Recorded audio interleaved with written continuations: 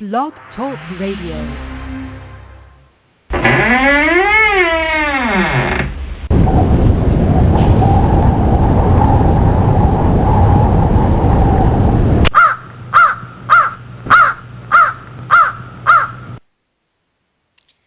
Welcome to Hidden Human Story Radio with your host, Rita Jean Moran.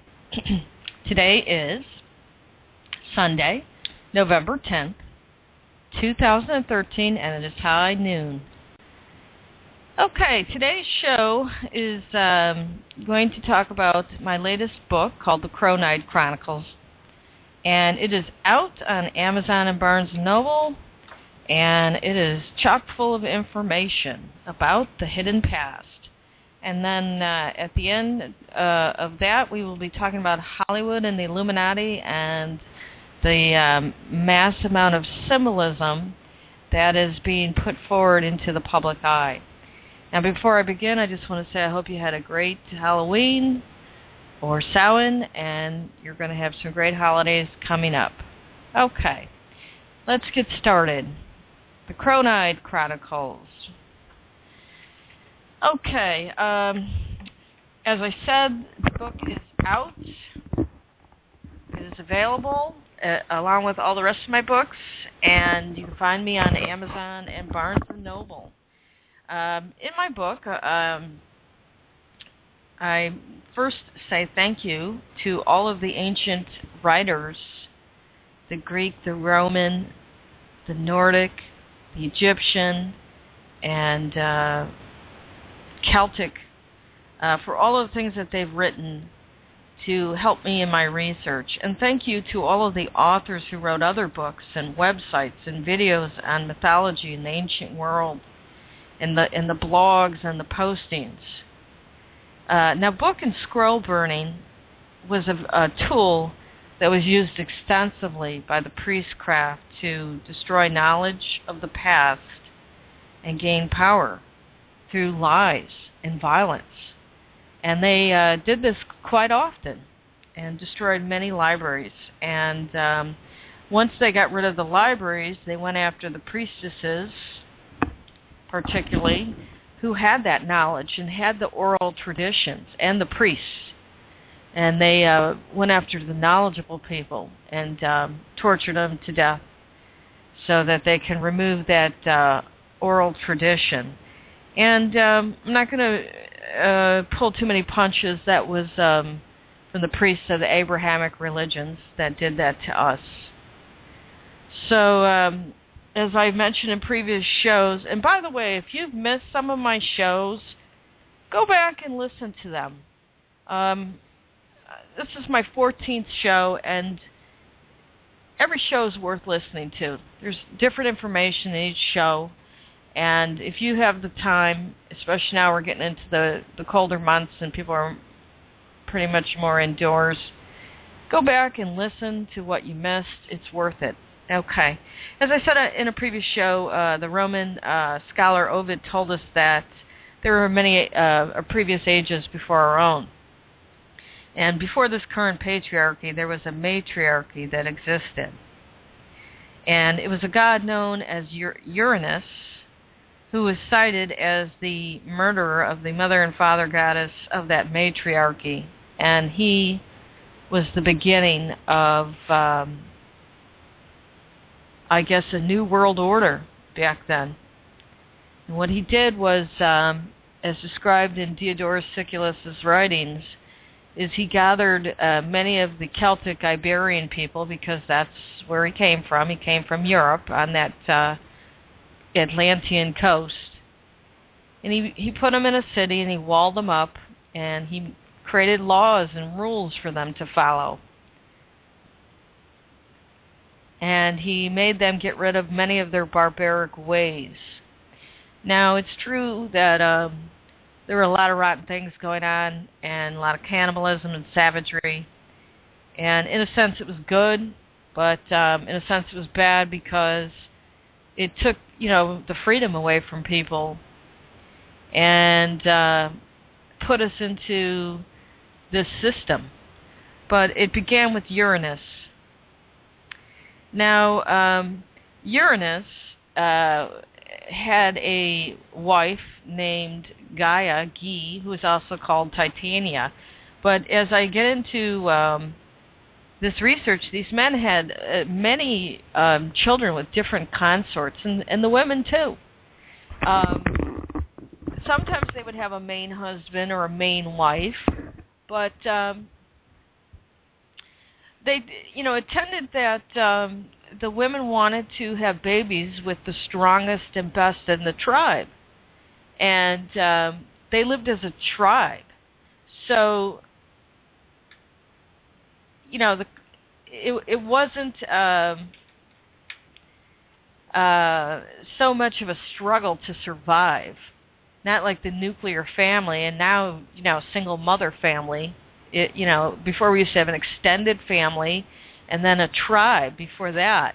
And, surviving was a lot easier when you were a member of the tribe. And everybody contributed different skill sets to that tribe. And like I said, it was a matriarchy. And the mother was the ruler, and her sons would assist her and her daughters and her male consorts. And they were the earth people. They were more observant and working with nature, and they were free, and they didn't have walls. They didn't, there was a certain amount of what is right and what is wrong, and I will prove that to you as we get into the show. They had rules, murder and all that was looked down upon. But it was a matriarchy until this guy, Uranus, overthrew it and walled the people up with a giant walled fence, if you will, and he created the laws. And the way that these men of this Celtic Iberian tribe, which, by the way, they're the Atlanteans, and that is referred to specifically in the writings of Diodorus Siculus, they're called Atlanteans.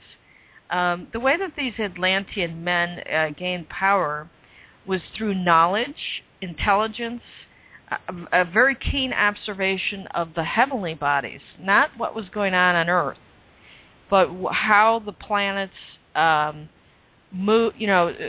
moving in relation to the Earth, how the cycles of the Earth in relation to the sun worked. They sat down and they figured that out, and they corresponded it to the seasons on the planet.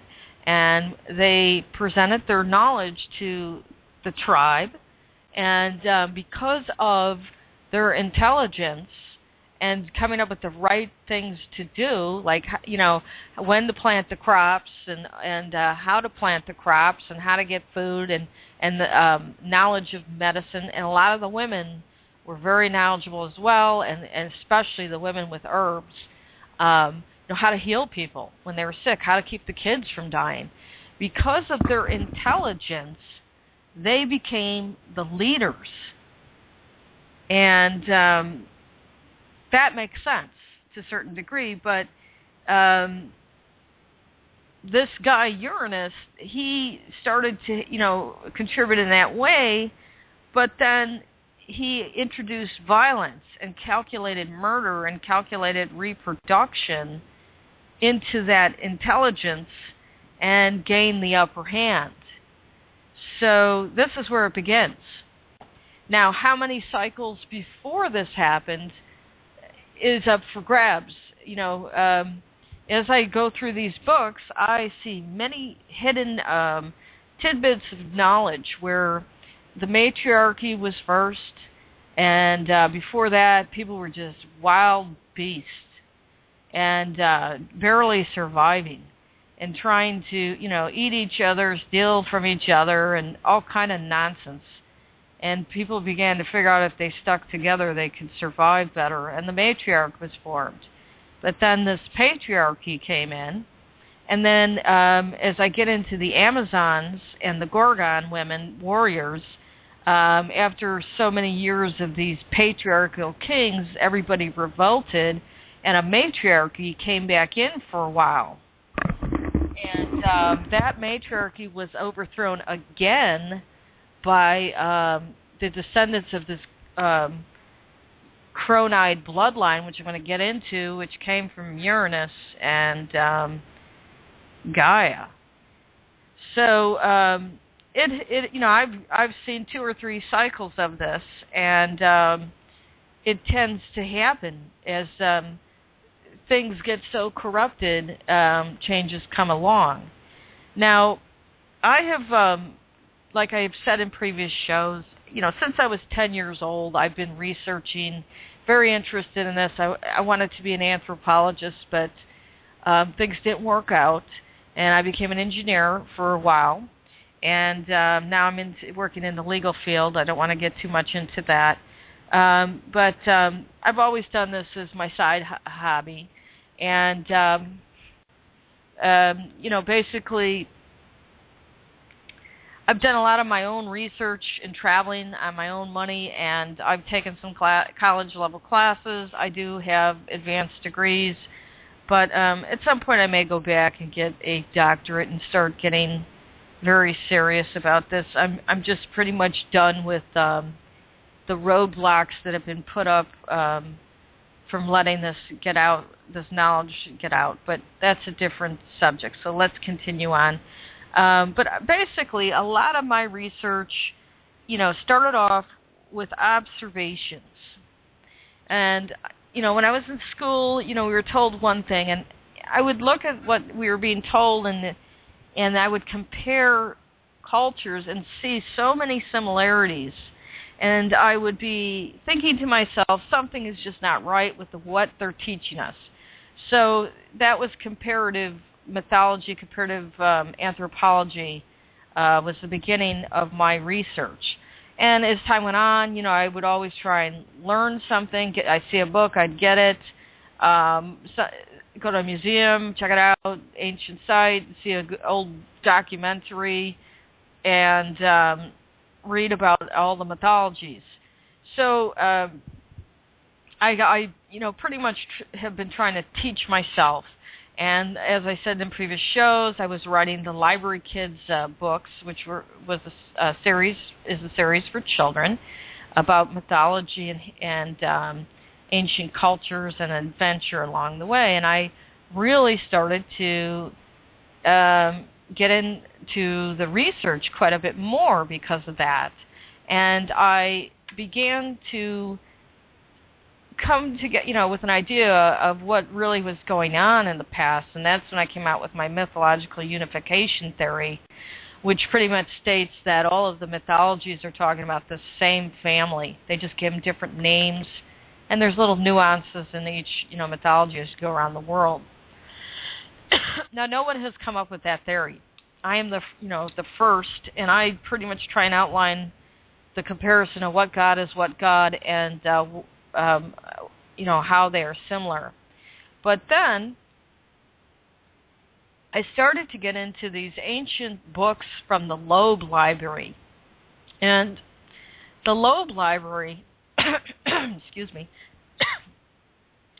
is a library of over 500 books out of Harvard University.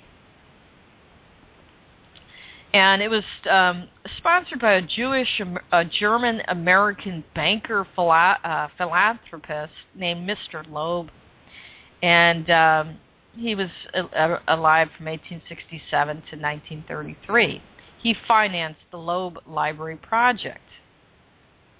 Now, I went in through their catalog, and I could tell specifically what area I wanted to look at. So I picked out certain books to read. Because, as I said, there's over 500 books of ancient Roman and Greek scholars that have been translated in that library.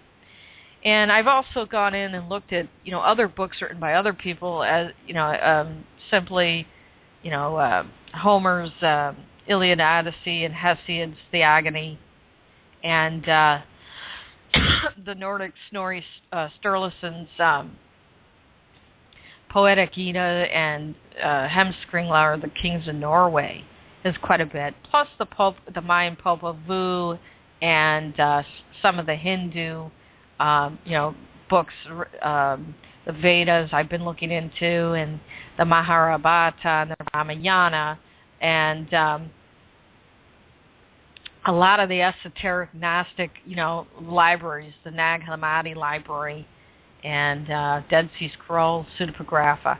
So I've read, hundreds of books, and a lot of, anything online, whatever I could find to put this together. But the key here was some of the stories in this Loeb library pretty much gave me the final, piece of evidence of what I was looking for to put this a puzzle of the past together.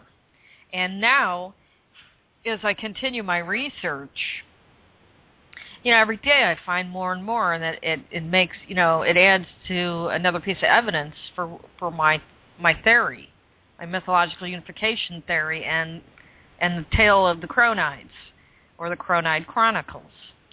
So I want to say thank you to the thousands of scholars who dedicated, their lives to decoding these ancient writings. The pictures and the books on the ancient buildings are great because that added to it. But the real crux of it is in those books. And you can look all day at megalithic, buildings, dolmens, and pyramids, and walls, and symbols, and mummies, and all of that. But you're going to have a real hard time putting all of this together until you have those ancient books.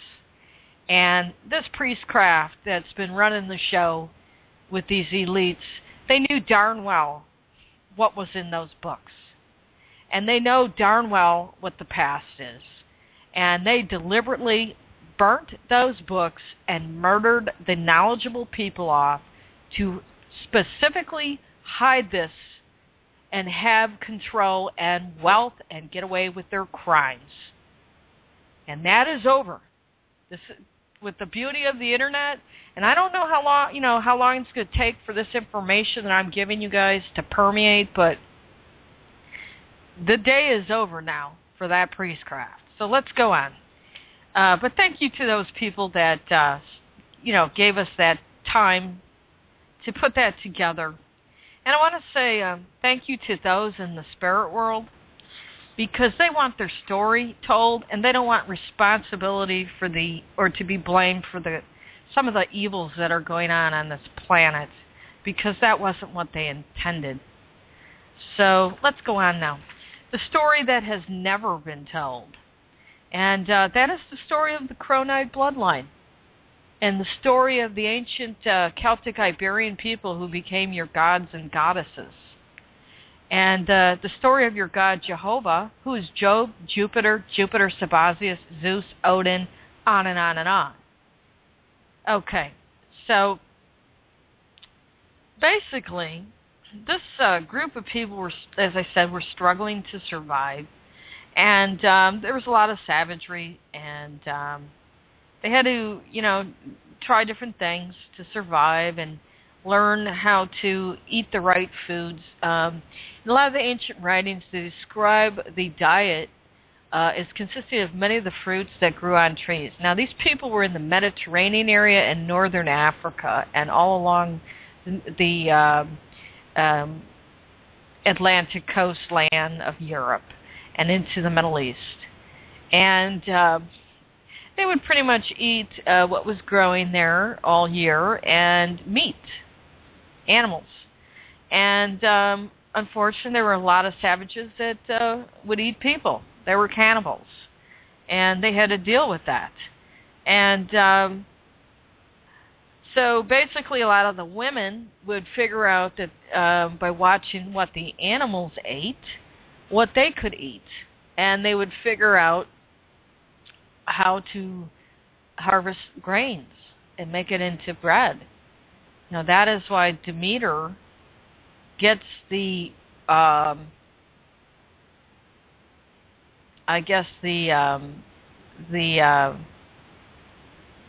credit for discovering grains. And Isis later continued with that, Isis Aradni. So, your bread and all of those grain products came from a woman and these women, as did the medicinal plants. They had to figure out what would heal. And when they did that, they found, certain herbs that would take them out on trips, so to say, like acid or ayahuasca. It would take them into shamanic types of situations. Some, bad hallucinations, and some where they perceived the world of energy and could prophesize and see things. And they used a lot of women's intuition to figure out how to heal people. That's what a mother does with her children. The baby can't talk. She's got to use her woman's intuition to figure out how to heal that baby. So they were the doctors, and the men were the farmers. They were, trying to get the food going, and they were trying to figure out how to store the food. So when the bad weather came, or colder, when they went up to colder climates, that they could store the food and have food when none was growing. And they were, traveling all over the place and having to fight all of the other people all around them. So this, matriarchal culture that went into patriarchal culture, these Celtic Iberians, the Europeans, they were struggling, and then they began to expand. Now, as I've said,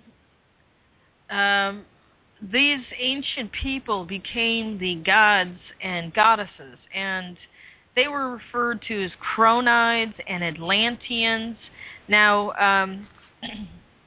if you go back into, the Greek description, there was a mother goddess, and she was usurped by this Uranus, who had many children.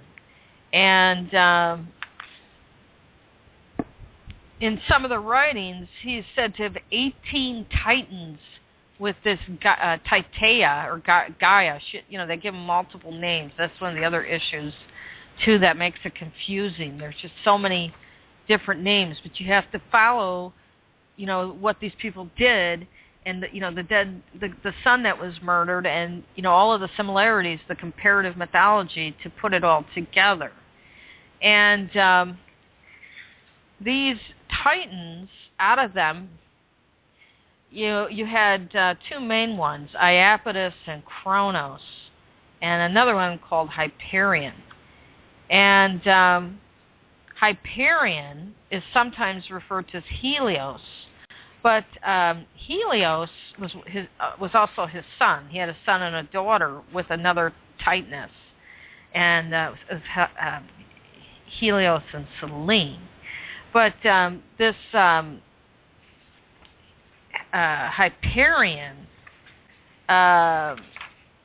began to figure out the seasons and how to track it, and many other things. And Hyperion was associated with the sun, and because of his knowledge and his good temperament, the people loved him, and he became one of their beloved leaders. And he had, children with other women. One of his famous daughters was Circe, the herbalist witch, who's, hooks up with Odysseus, but we'll talk about that later. But basically, he was very, very loved, and he ended up, and so was this Basilia, who was, I guess her other name would be Thea, and that would be the Greek one. And she hooked up with him. She wasn't going to marry for, at all, but she ended up falling in love with him, and then they had two children. And like I said, one was the son, Helios, the other was a daughter, Selene. And he began to gain a lot of power because of his knowledge and his good temperament. And the other Titans hated that. They were jealous of him. So, according to Diodorus Siculus, this Uranus guy, after he overthrew the matriarch, he had 45 sons from a number of wives, but like I said, 18 were from Titia Gaia. But these Titans, these other Titans, were so jealous of their brother Hyperion that they murdered him by the sword. And they took his son Helios and threw him in a river to drown to death. And when the daughter of Hyperion saw what had happened to her father and brother, she jumped from the wall into the water and died. She committed suicide. And they were young kids. They weren't older kids. They were little children. So this was a horrific murder, an example of how the elite kill their own. And, you know, this is a common theme throughout history of how they get power sometimes by killing their own and taking over. And that's what happened, that these Titans, they killed their own brother because they were jealous of him. Now, when he was killed, his wife, Basilia, who was his queen, and like I said, they didn't have like a marriage like we have today of a monogamy type, but they would have like a main wife who, you know, that would be the queen and he would be the king type thing. But she went crazy because of it. And she, you know, after she went and found her kids' bodies and her husband's body,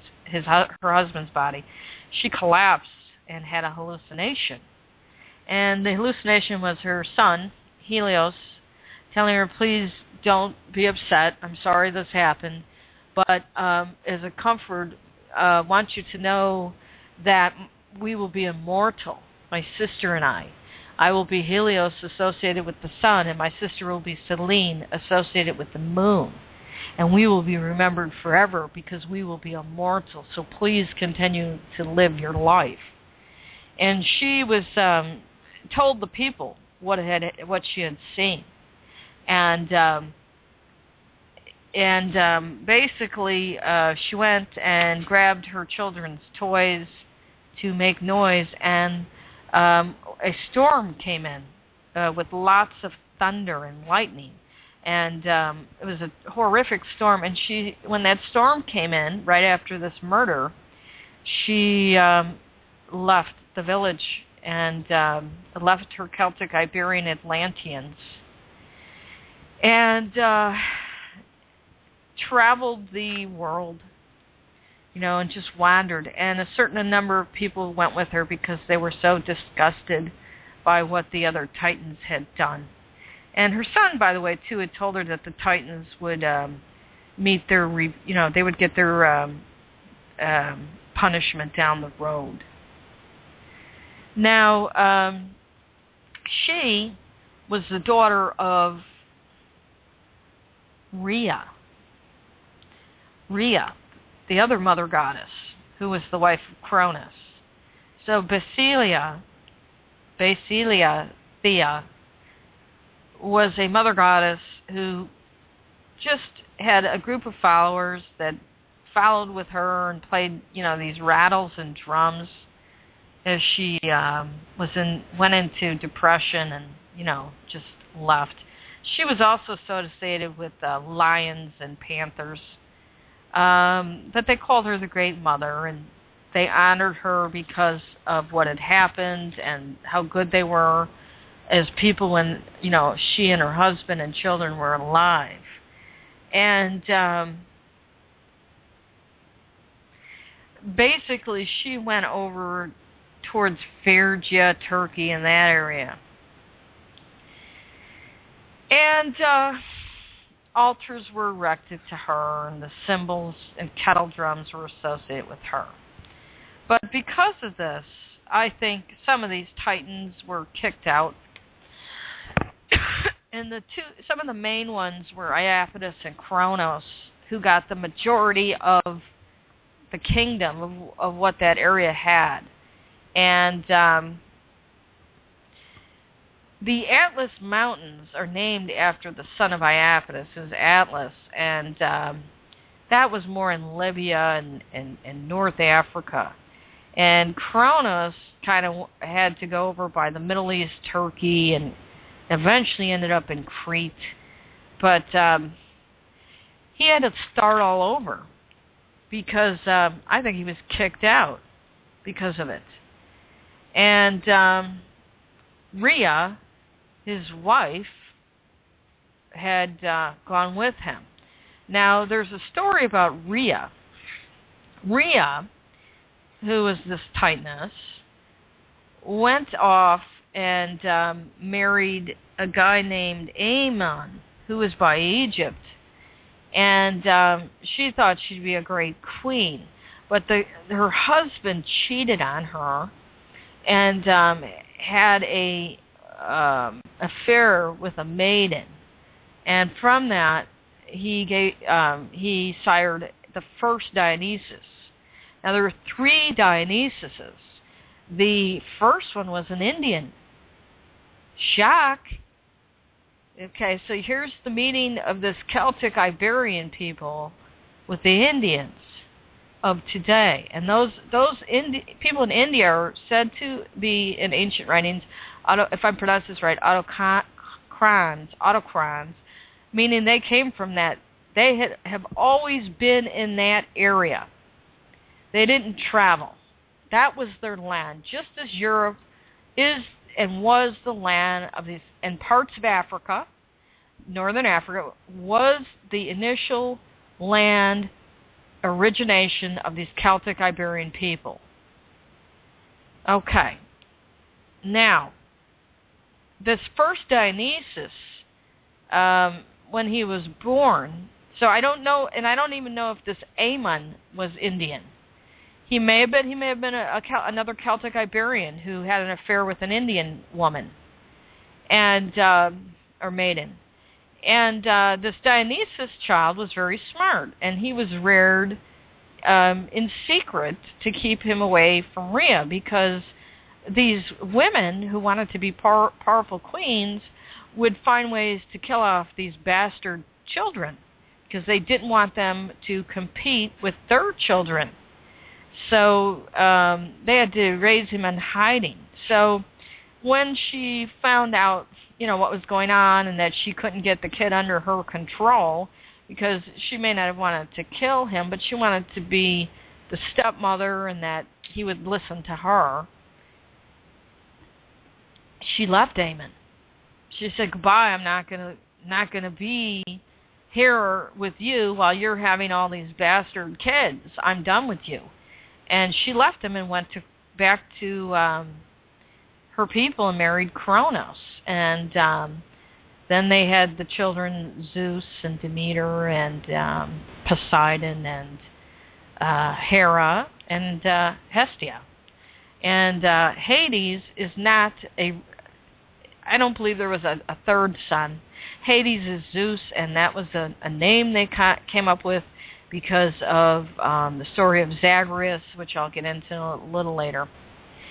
So Rhea went back to Kronos, and this is about when him and the other Titans killed off Hyperion.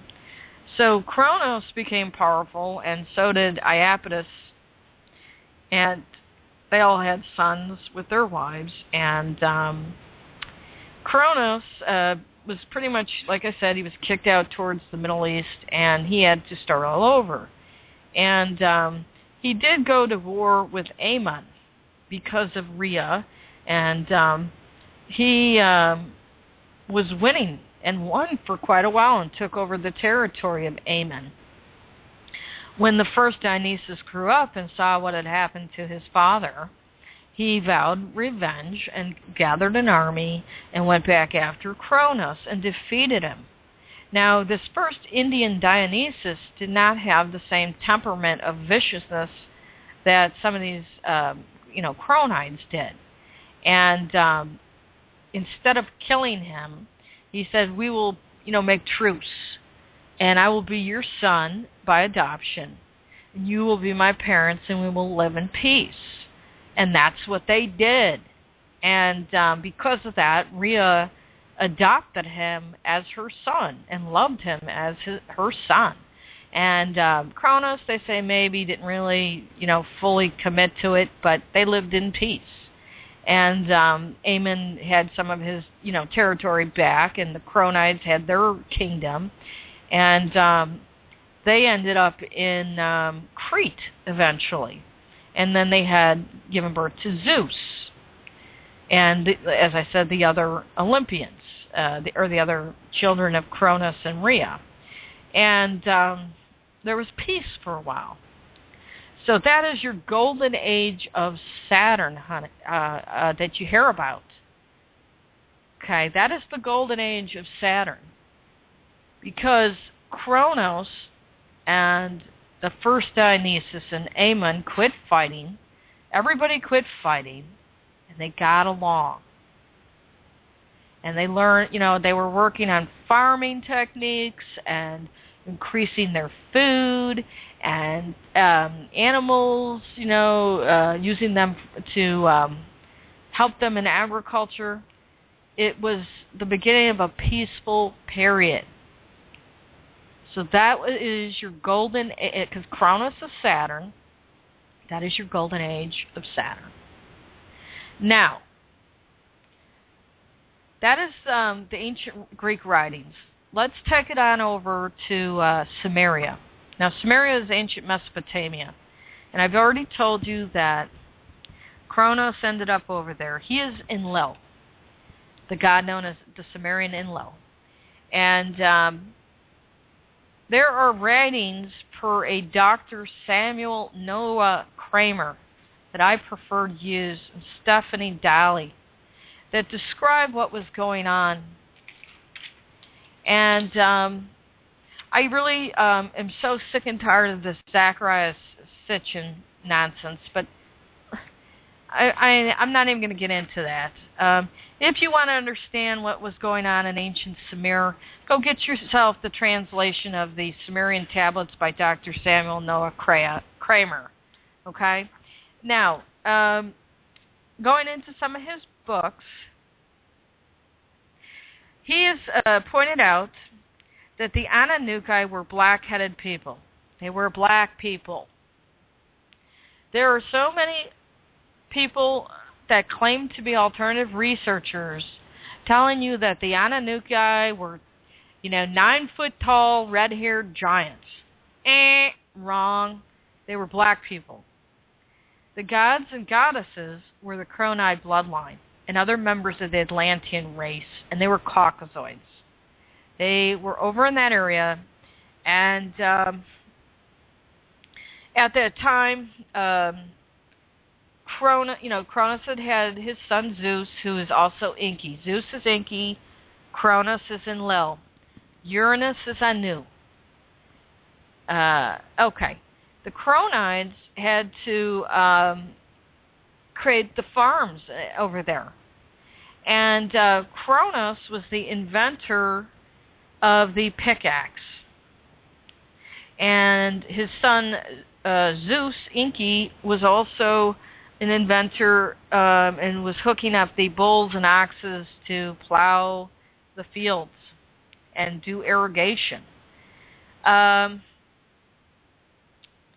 Now, I'm going to read you a little something about what Dr. Samuel Kramer wrote, because what they were trying to do was get these black people to do the hard work. They were giving them the tools to do the farming, and the black people didn't want to do it. And so they mixed raced, and they created a man, what they say, out of clay, and he was given the task of farming the land. So they basically had created a biracial human, and that's what they called man. And I'm sorry if this is offensive, but you know what? It's just time to say it as it is. Okay? Now here's what Kramer wrote. The Lord, that which is appropriate, verily, he caused to appear. The Lord, whose decisions are unalterable. Enlil, who brings up the seed of the land from the earth, took care to move away heaven from earth, took care to move away earth from heaven, in order to make grow the creature which came forth. In the bond of heaven and earth, Neper, he stretched out he brought the pickaxe into existence. The day came forth. He introduced labor, decreed the fate upon the pickaxe and basket. He directs the power. Enlil made his pickaxe exalted, his pickaxe of gold, whose head is of lapis lazuli, the pickaxe of his house of silver and gold, his pickaxe is of lapis lazuli, whose tooth is a one-horned ox ascending a large wall. The Lord called up the pickaxe, decrees its fate. He set the kindu, the holy crown, upon his head. The head of man he placed in the mold.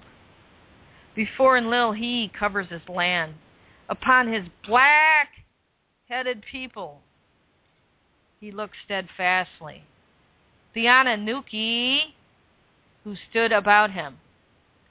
He placed it, the pickaxe, as a gift in their hands. They soothe Enlil with prayer. They give the pickaxe to the black-headed people to hold. Now, a similar story of Cain and Abel is also given in the Sumerian text, translated by Dr. Samuel Noah Kramer. Instead, it is a brother and sister that were created by the god Enlil and Enki. They are called Lahar and Ashnan. Instead of murdering one of the brothers, they argue. They get drunk and they argue about who is the better servant of these gods. And then that argument goes away after the gods address it. Here's what the translation is. In those days, Enki says to Enlil, Father Enlil, Lahar and Ashnan, they who have been created in the dual Kug, let us cause them to descend from the dual Kug. At the pure word of Enki and Enlil, Lahar and Ashnan descended from the dual Kug. For Lahar, they, Enlil and Enki, set up the sheepfold, plants, herbs, and they present to him. For Ashnan, they establish a house. Plow and yoke they present to her. Lahar, standing in his sheepfold, a shepherd increasing the bounty of the sheepfold is he. Ashnan, standing among the crops, a maid kindly and bountiful is she. Abundance of heaven, Lahar and Ashnan caused to appear. In the assembly they brought abundance. In the land they brought the breath of life. The decrees of the God they direct. The contents of the warehouses they multiply. The storehouses they fill full. In the house of the poor, hugging the dust, entering, they bring abundance. The pair of them, wherever they stand, bring heavy increase into the house. The place where they stand they sate. The place where they sit they supply. They made good the herd of An and Enlil. And then that goes on and it states, in Kramer's translations, that Lahar and Ashnan drank too much wine and began to quarrel in the farms and the fields. Each person insisted they were better than the other until Enlil and Enki stepped in. Okay, they didn't kill each other. This is a brother and sister. The brother was given the task of the animal herding. The sister was given the task of farming. That is your Abel and Cain story. Now, in the books from the Myths from Mesopotamia, Stephanie Daly describes the name of the first god that was used to make the man, or as I've just told you, a biracial worker. The man was Geshtu-E. In the poem known as the Atrahasis, he was chosen because of his intelligence. And then he was murdered after contributing his genes to the new worker. Later, Enki and his sister Ninhursag, which is the equivalent of Zeus and Demeter, contributed their own genetics to this new worker. This worker was created because the Caucasoid Atlanteans were tired of building a civilization for Kronos and Lil, and they became violent and revolted. And that was the Agigi who revolted. Okay, so now you can see how this pattern of moving on to new workers comes in. This is very ancient with this ruling elite bloodline. And the Chronides gave rules to these workers as well, and they decreed laws to them. Okay, now, in case you haven't figured it out, let me make it clear.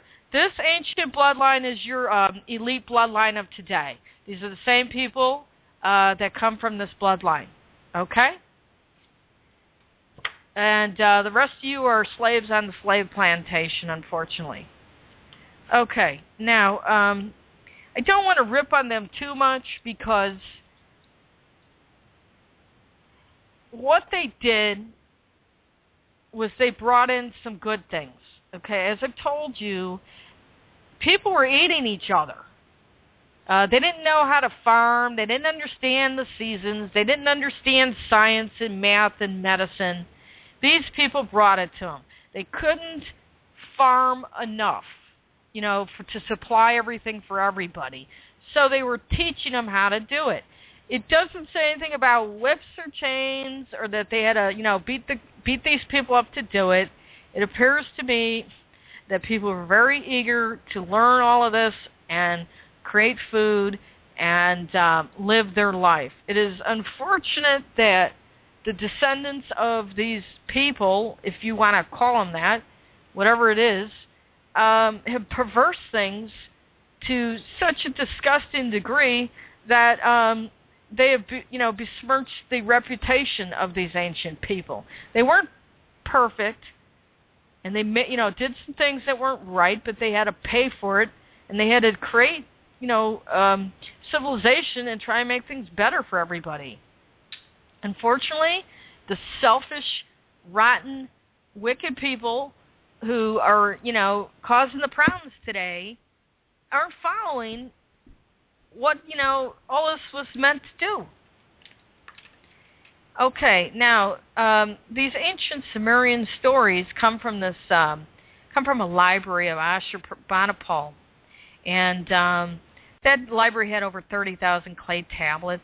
And if you get into the story of that, that library was meant to be destroyed, and a fire was set, but instead of destroying those clay tablets, it preserved them.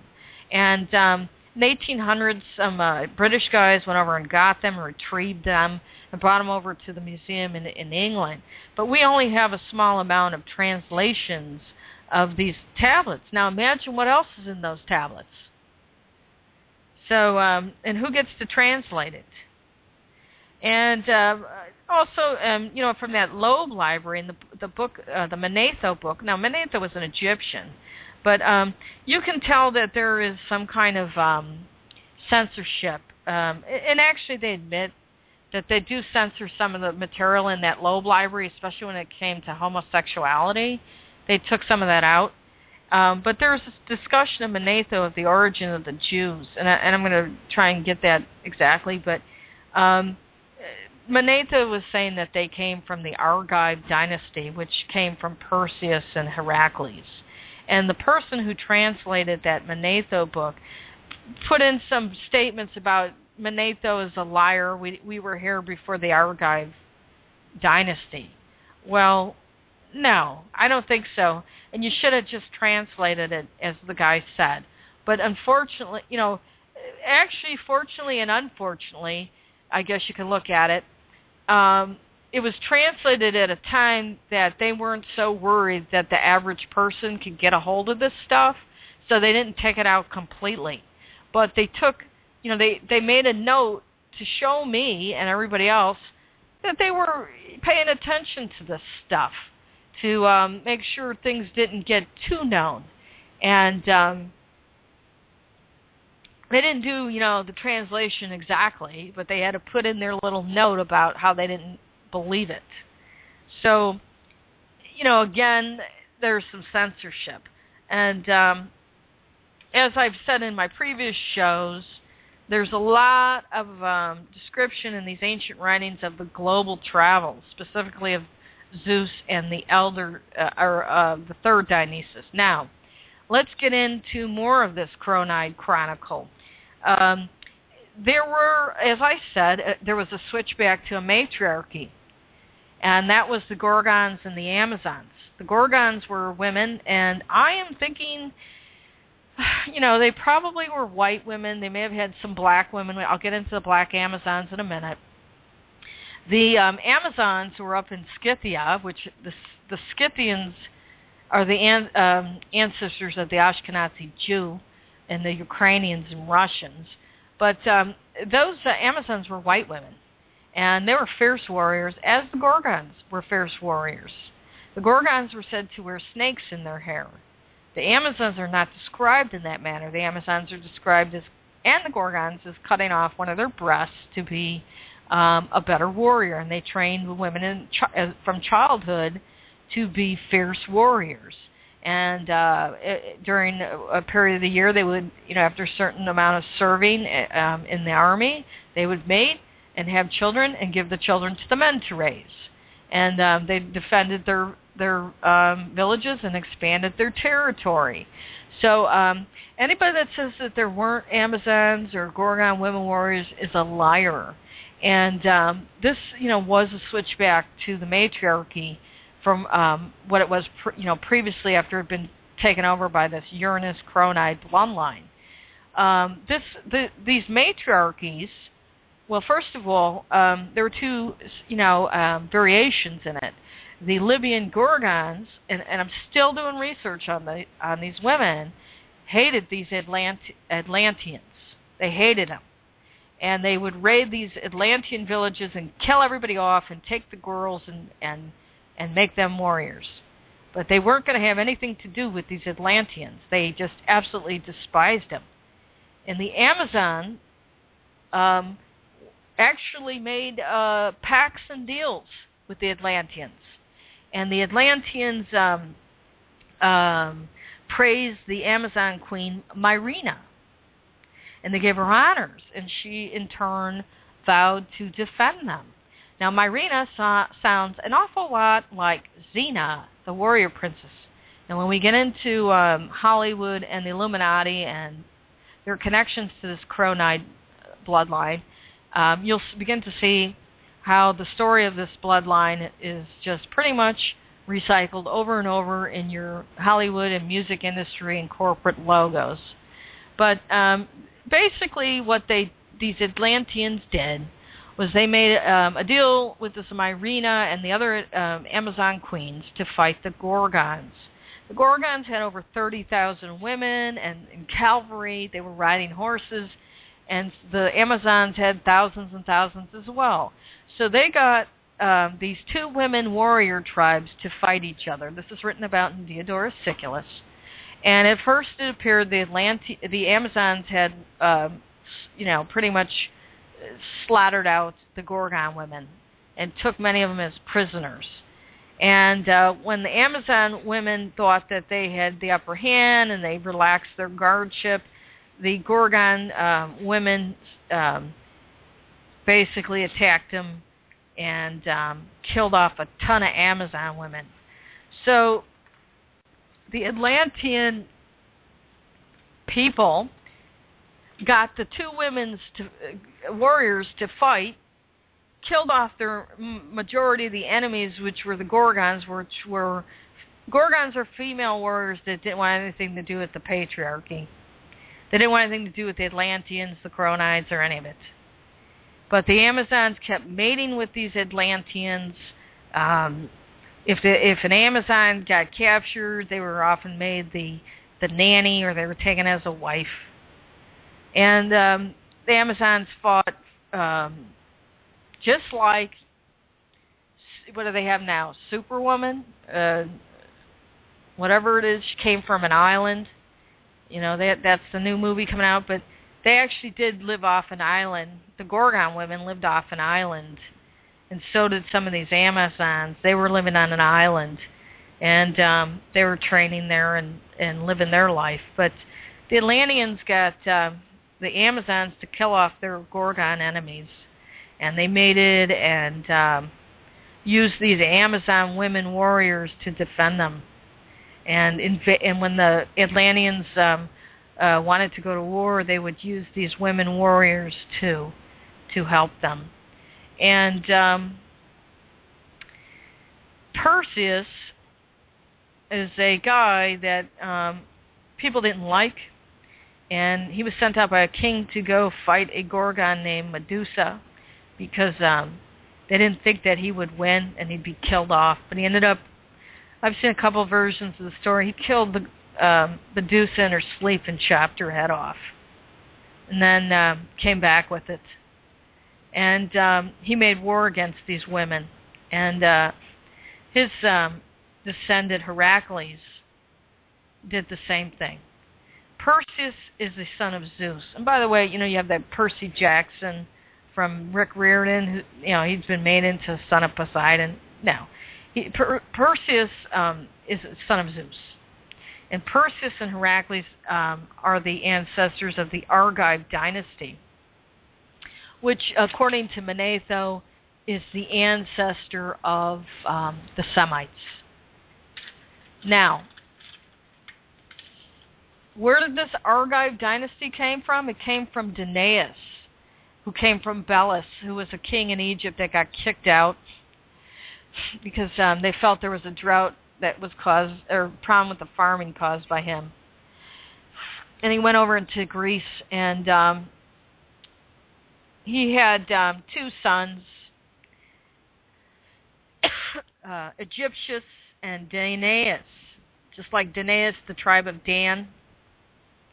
Well, Danaus had 50 daughters, Egyptius had 50 sons, and they made a deal that the sons would marry the daughters. But Danaus was a snot about it and didn't want his daughters to marry Egyptius' son, so he hatched a plot where on the wedding night, the 50 daughters of Danaus would murder their husbands. And 49 of them did it. One of them did not. And the one that did not was Hypernestra, and the son was Lynceus. And after the murder of Egyptian sons, Lynceus ended up marrying this girl because she fell in love with him. And he grew up, and he tracked down Danaus, and they say killed him. And the other 49 daughters married other men.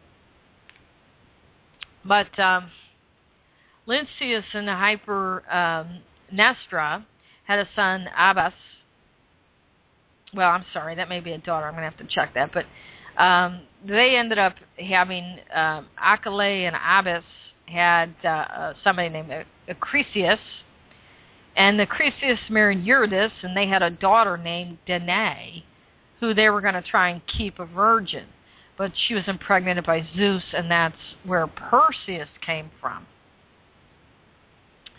And that is the Argive dynasty. That's where the Argive dynasty comes from.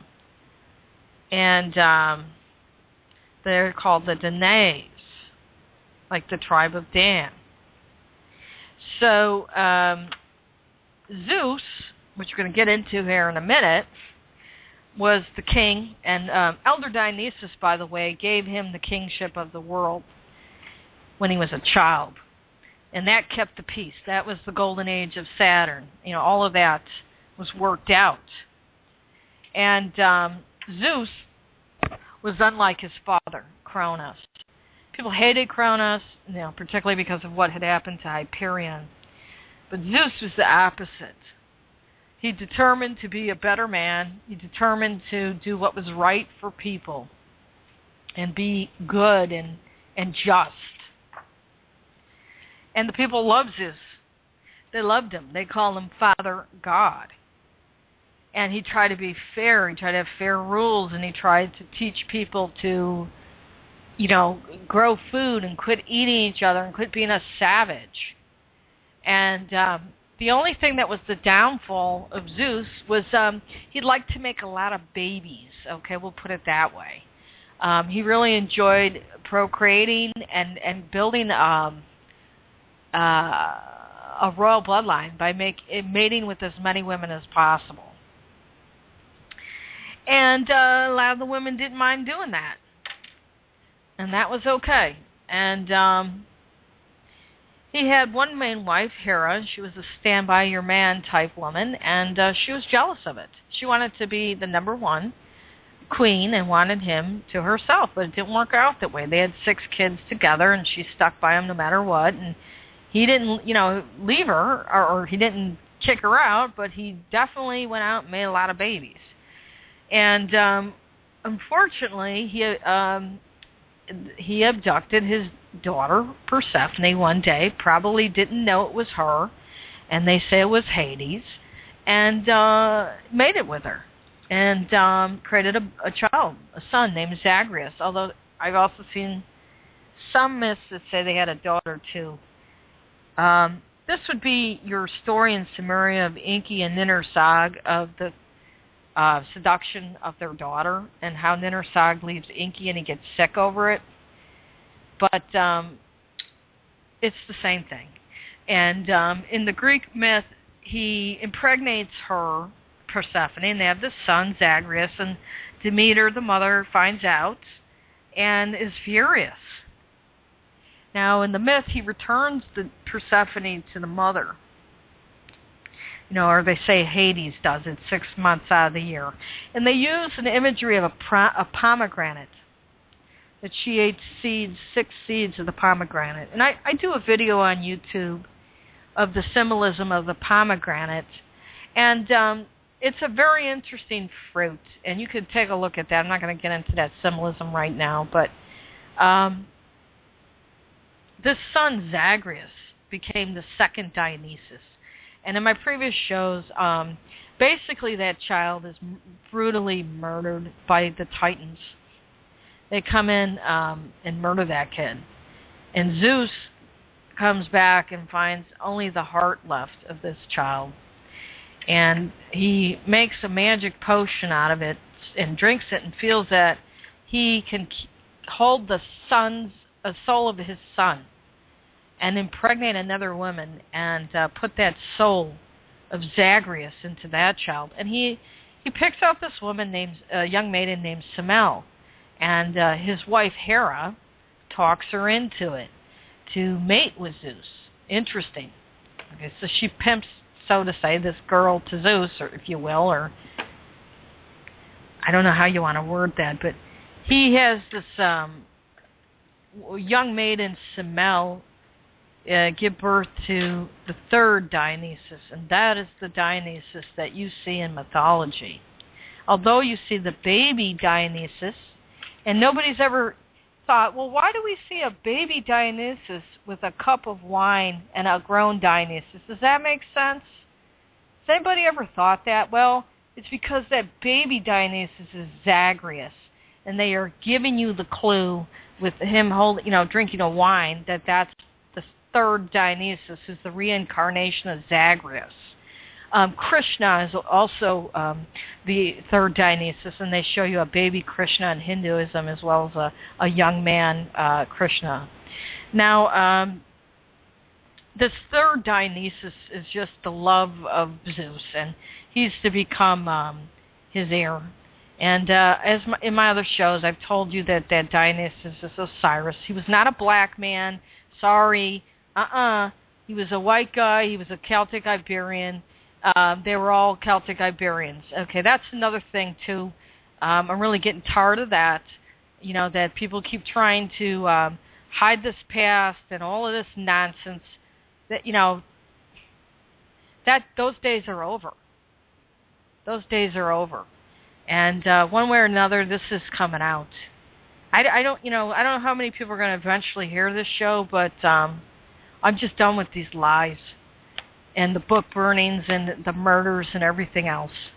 Okay, so this, in my previous shows, I've told you that Dionysus is Osiris, and I've told you that because of the murder, and by the way, they cannibalized Zagreus, because of that, Zeus put the plan together to civilize the world, and he used Osiris, Dionysus, and Apollo, and Hermes, and Athena, and all the rest of his family to do it.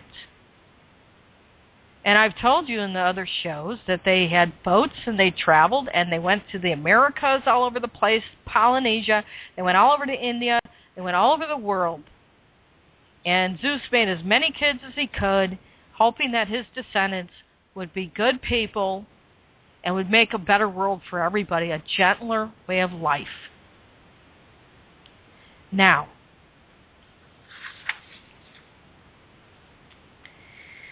okay.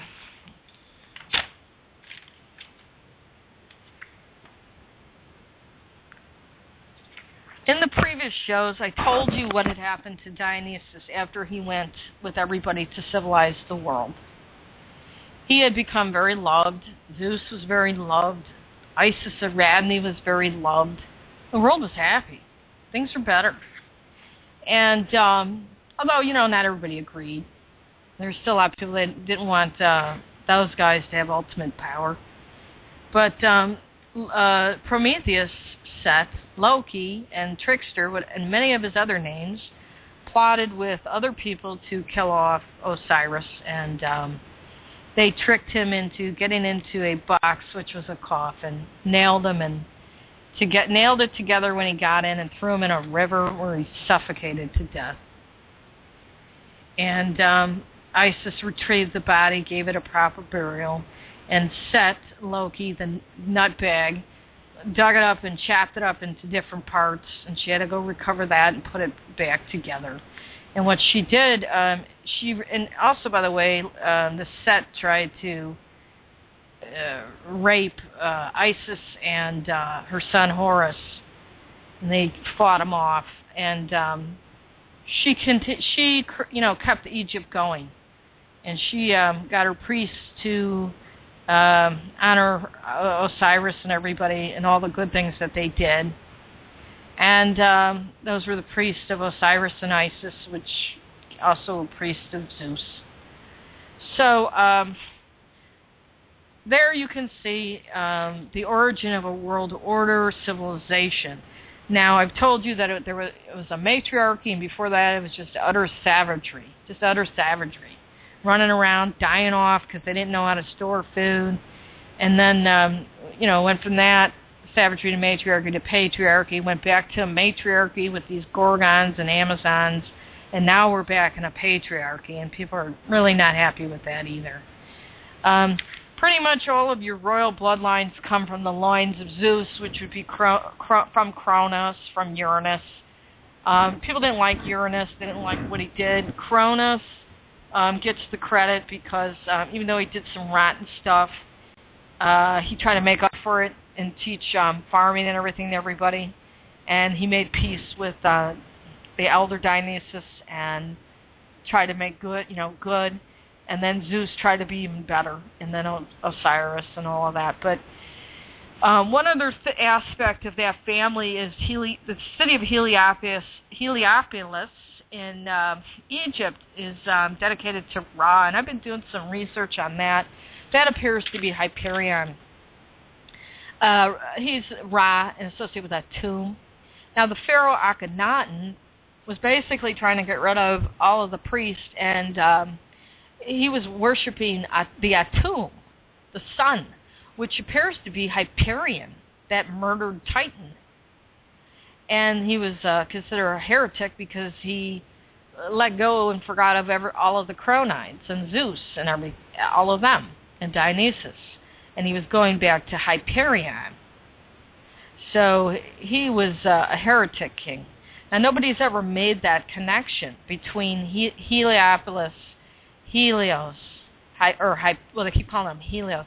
He's Hyperion, because Helios was the child of Hyperion. But he was trying to go back to worshiping a titan named Hyperion, who was, viciously murdered by his titan brothers. And the priestcraft of Egypt wasn't going to have that at all.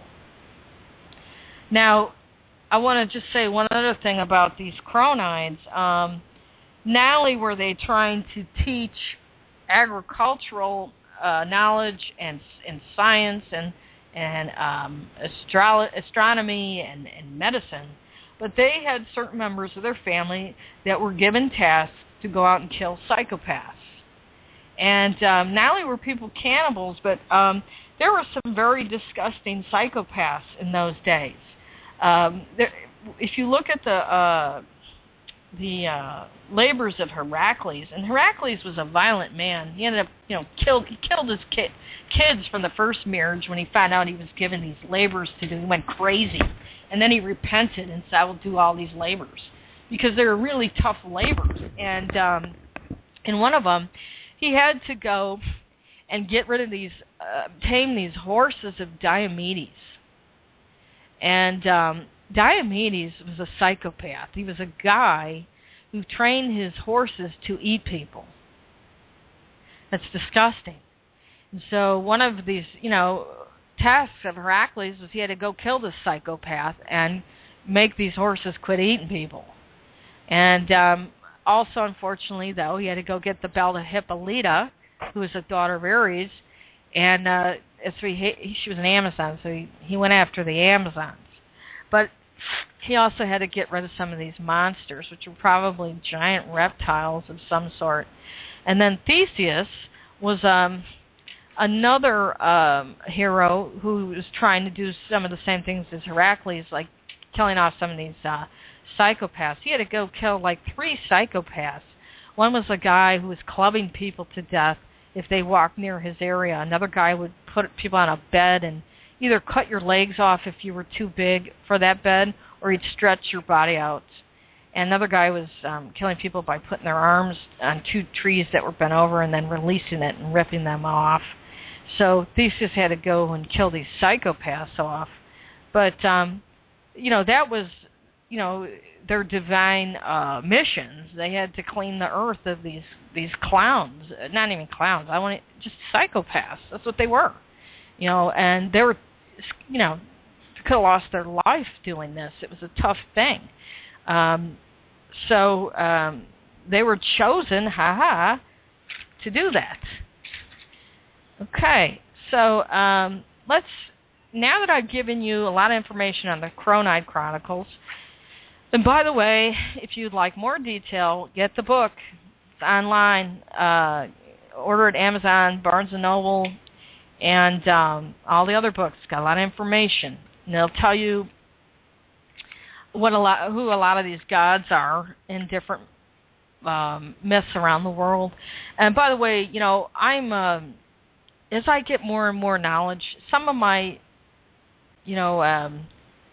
details may change a little bit. Like I just found out, Agni, the fire god, would be Loki set, but Agni is a Hindu god.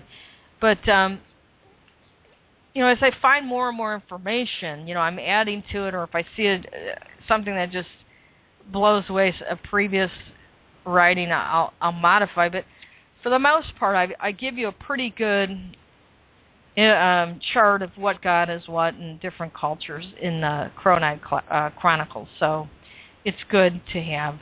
I'm going to talk about now what's going on in the world and Hollywood and this Illuminati and symbolism. Okay. All right. Everybody who has half a brain by now has noticed that something really strange is going on. And there's symbolism all over the place. And, all of our movie stars and singers seem to really like to give those wonderful hand signs like covering one of their eyes, or 666 OK symbol, or a sign of the horns. Or they're dressing weird like a demon, or, just bizarre things. Okay, so, and there's symbolism all over the covers, there's symbolism all over in the movies, in our print ad, in the corporate logos. What is going on? Well, to understand what is going on, you have to look at some of these secret societies and the esoteric writings of Alice Bailey and Albert Pike. And Alice Bailey basically was a Christian woman who was married to a Christian preacher, and he was a very abusive man. And she had, kids with him, but he was so abusive, she had to leave him. And she married Mr. Bailey, Foster Bailey, and he was a Freemason. So she became a Freemason, and they got involved with Helen Blavatsky's Theosophical Society. But her writings and teachings were very contradictory to what Blavatsky had set up. And the woman at the time, I think her name was Annie Besant, who was running the Theosophical Society, just didn't like at all what Alice Bailey was doing and kicked her out. So she said, "You're not sticking with Blavatsky's teachings." So Alice Bailey went on and formed a couple things, the Lucis Trust and a school. And she wrote over 20 books, and in those books she outlines the blueprint for a one-world government, and it's just absolutely diabolical and disgusting. And I've read several of the books. I got to the core would be in the book called The Externalization of the Hierarchy. That's one of the main ones. Down the road, I'll do a show just on Alice Bailey and her writings, and her husband also wrote several books as well. But in this fantasy world of this one-world government, basically they want to reduce the population, remove all morals from every society, remove your identity, remove parental control and guidance of children. They want the corporations to own every resource on the planet. They want a group of elite that live like gods. They want middlemen that are the scientists, doctors, and lawyers, so to say, to control the people below them. And then they want a small, controlled group of workers. So basically, that's it.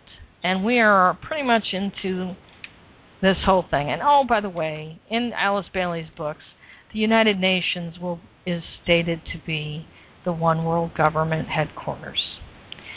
So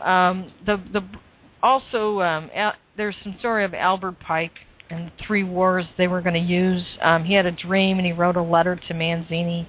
A lot of people say it's fake, but sorry, I don't know if I buy that. I don't think it's fake. It was outlined how many wars they were going to do and what factions of people they were going to set against each other to establish this one world order. So these are Freemasons. Freemasonry is a Judeo secret society. And I want to just talk about some of these. I'm going to give you some names.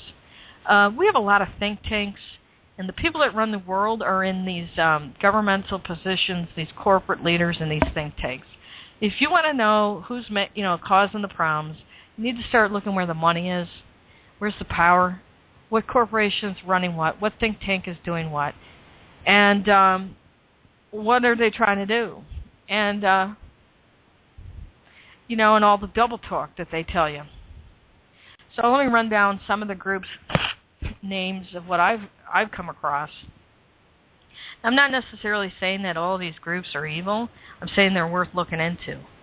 Second Mile Club, ADL, AIG, APAC, American Freedom Press, Arcane Schools, Arlington Group, Bilderberg, Black Dragon Society, Bohemian Grove Club, Bull Society, Carlyle Group, Cato Institute, CFR, Shabbat Lubavitch, Church of Satan, Church of Set, CMP, Council for National Policy, Dark Mothers, Daughters of the Nile, Demolay Society, Eastern Star, Freemasons, the Federal Reserve, Halliburton,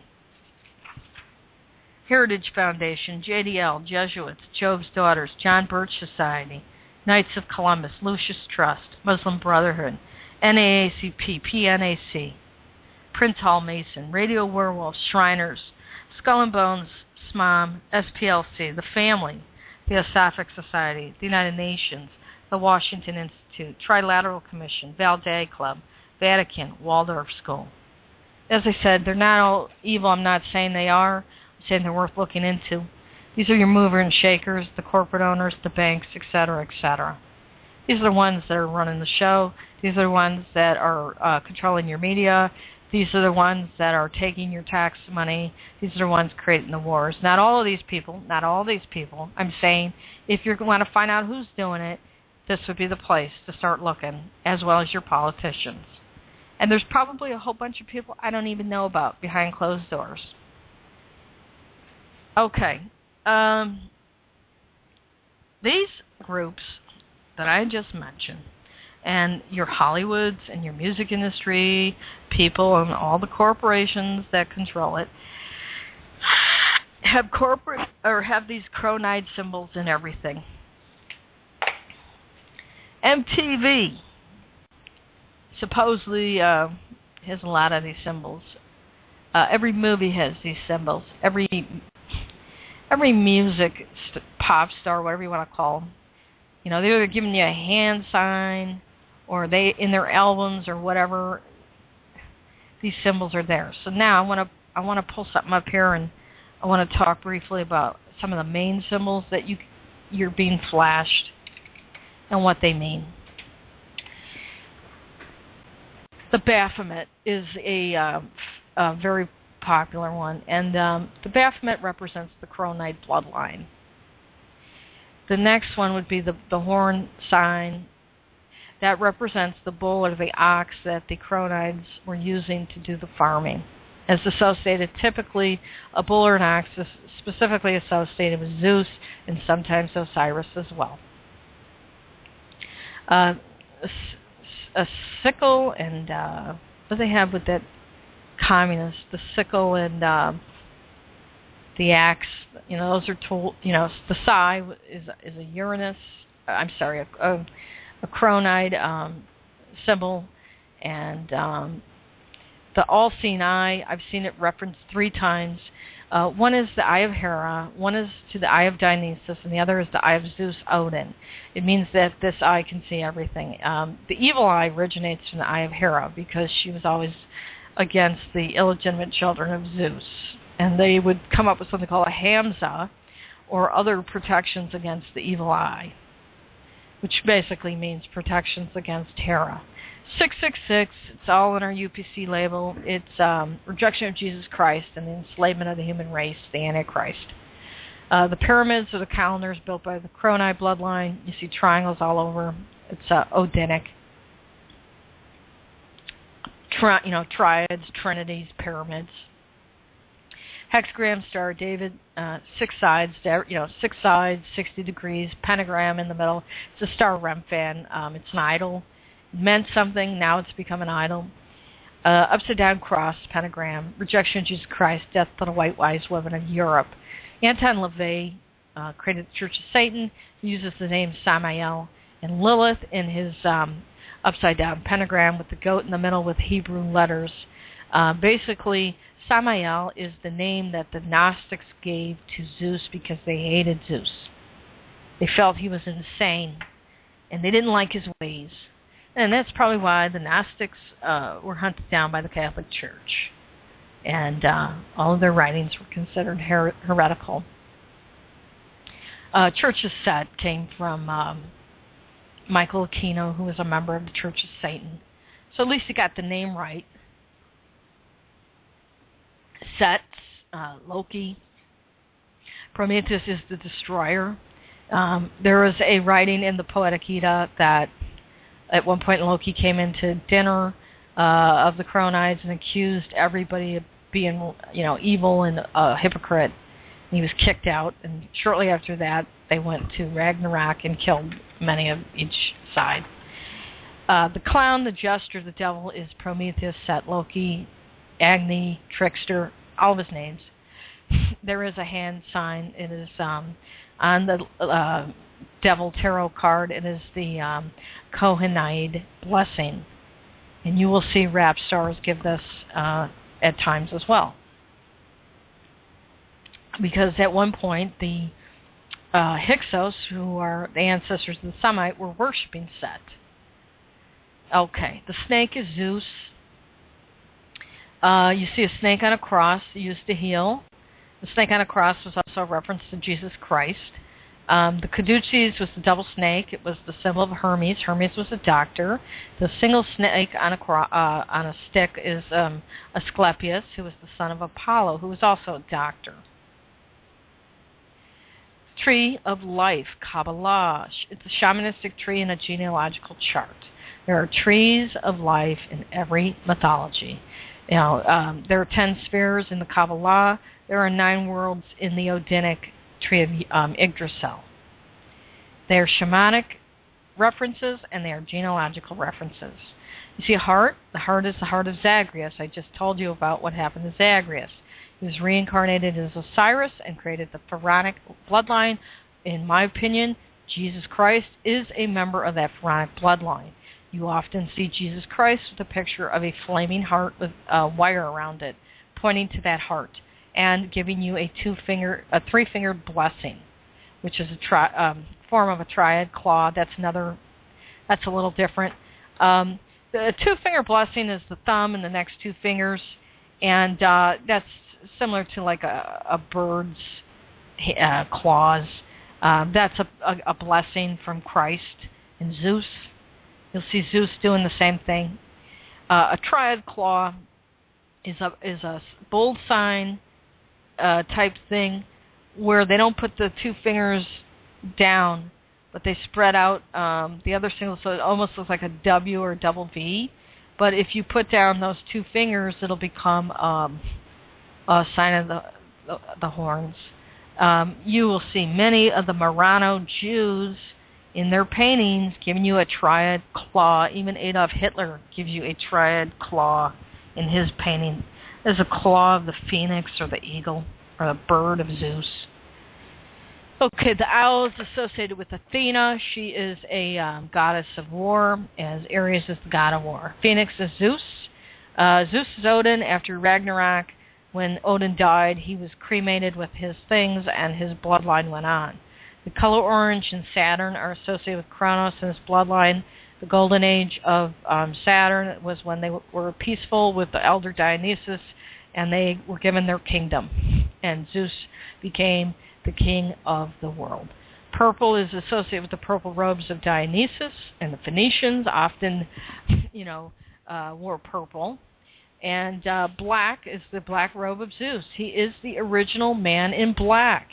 He wore black. He is also described as wearing black by the Gnostics in their Gnostic texts.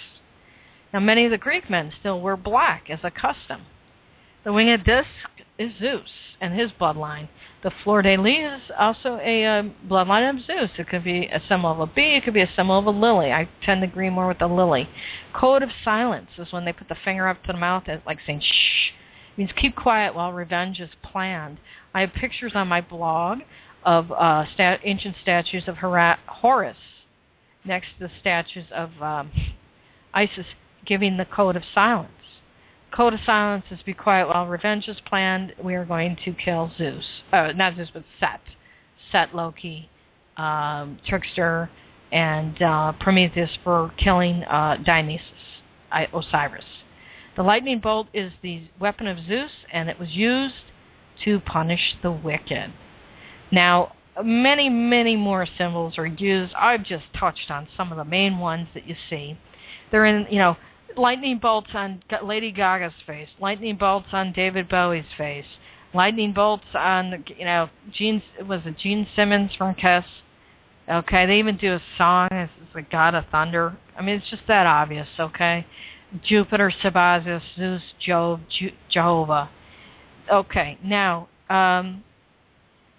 in the externalization of the hierarchy, the plan, like I said, includes these by Alice Bailey, includes these corporations buying up and owning all the resources and controlling, water and energy. People are cattle. They're going to be herded into the cities. And the good land's going to be owned by these elites. But part of the plan is to do something called externalization of the hierarchy, where they flash and inundate society with these symbols. But they will not explain to you what these symbols mean. And they won't explain to you where it comes from. Now, I've just explained it to you.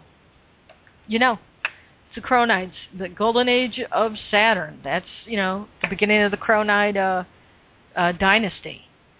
And I'm just going to say, I don't think that, all in all, from my research of everything that was going on, they did, Cronus did some bad things. And he had to make up for it. But all in all, I don't think they were bad people. I think it was a really rough world, and they had to do what they had to do, and they tried to make things better, which they did. Unfortunately, the people running the show today don't have a conscience, and I'm going to talk about a few things. I'm not going to get real in detail about it. It's a little bit of an upsetting subject, but I do a lot of research I don't talk about, and I do know that there's some very nefarious things going on, and some of the most despicable acts, including human sacrifice, is still going on. And some of these societies are doing it out in the woods. They have police protection. It's a cover-up. And they think that they're doing this to give them power. They're not. You're doing it to blackmail each other. And also, if you think that you're doing this in honor of any of these Cronines, you're completely wrong. You are forsaken. You are the damned. You are disgusting to these ancient people. If they were alive today, they would hunt you down and kill you. After what I just explained happened to Zagreus and how they were going out and killing psychopaths who were doing horrible things to people, you would have been the psychopath they hunted down. And even Set, would find you disgusting. So I think, based on some of my research, they have perverted what has been given to us. This is our stuff. These are our symbols. This is our history. This is ours. You have every right to this stuff. Everybody. This was given to us. They have taken it and just destroyed it. And used it to make themselves rich and invincible to get away with all kind of crimes. And that time's up. I also think that there are some things, you can believe this or not. Okay, you either believe there's a soul or not. You either believe you go on after you die or there's nothing. If you believe there is something, after death, then you will probably understand that there's some very wicked, evil souls out there. And there's something called invocation and evocation. Evocation is calling in and just speaking to an entity that no longer has a body. And invocation is invoking that spirit into a body. And I believe that some of these elites are doing some of these dangerous ceremonies where they invoke a spirit into their body. And I've seen some pictures of things, and I'm not going to get into it, but it's pretty clear. And they're not invoking a Cronide into them. They're invoking a demon. That or they're just a demon themselves walking around on the planet. And you have to understand that there's a long history of this sacrifice crap, and for lack of a better word. And it usually involves going after the best and the brightest. The Aztec priests did it, and the Inquisition did it during the burning times. They usually go after the women first and the children. That's the first thing they do. And then they go after the men. And they go after the best and the brightest. They went after the best and the brightest of the white women who knew how to heal people with herbs and call them witches and all kind of crap. And after they killed them off, the Black Plague came through Europe and just about killed all the Europeans. And that was done on purpose. If you haven't figured that one out, you better. And the Aztec priests, what they were doing, killing the best and the brightest. So there was no competition. So I can guarantee you, any of that nonsense didn't come from the Chronides. So when people are calling Saturn Satan and all that, you're wrong. You're wrong. And the Satan is Prometheus because of what he did to Osiris. And he didn't do it because, it would make things better. He did it because he wanted power, and he became the pharaoh of Egypt after he got rid of Osiris. But I even think he'd have a limit, but he's the trickster. His whole history is about showing that somebody's a hypocrite, and maybe they're not at all that it is, and that was his way. But the nonsense that is going on behind the scenes by some of these people in the elite positions has nothing to do with this Cronide bloodline or Saturn, and it has nothing to do with Prometheus Set. You're on your own. And whatever you are, walking around in a human meat suit, I don't know, but you're evil, and your time's up. Your time's up. So there's plenty of people there. We know what's going on, so to say, and it's not going to last.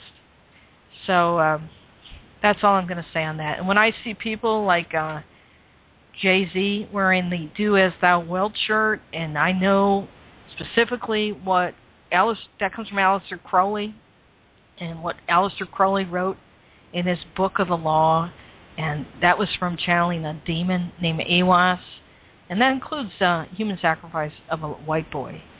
So maybe you need to think twice about what you're wearing on your T-shirts, because people have had enough of that. And there's going to be a time that there's going to be some vigilantism that comes into play here. So now you kind of know what a lot of this stuff is, and it goes back to the Cronide bloodline. This is our stuff, and they can have these elites who are messing everything up. You can have your garbage. This isn't your stuff. It all goes back to agriculture. It all goes back to astronomy and medicine and science. It goes back to abundance. It goes back to understanding, how to be civilized. That's what it goes back to. The rest of your the crap, the garbage, and all of it that it's been twisted into, is going to have to go in the garbage. So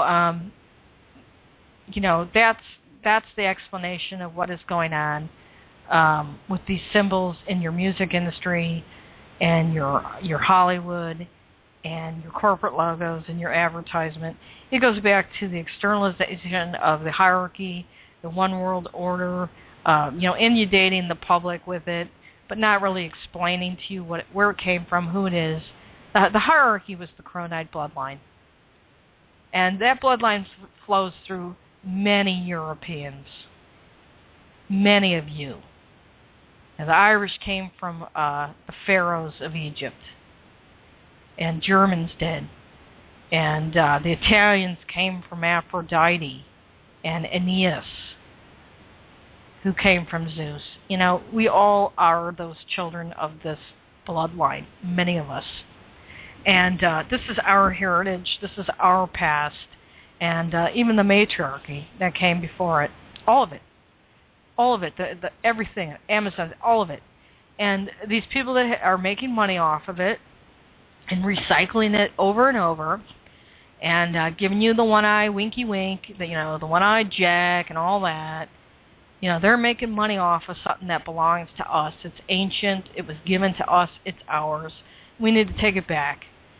So, we're not interested in your one world order. We're not interested in your hierarchy, and you don't have a right to that. And now I'm just going to end this show with telling you there are people that have bodies and don't have bodies that are working against this evil group that is destroying this planet, and it's not going to last for you.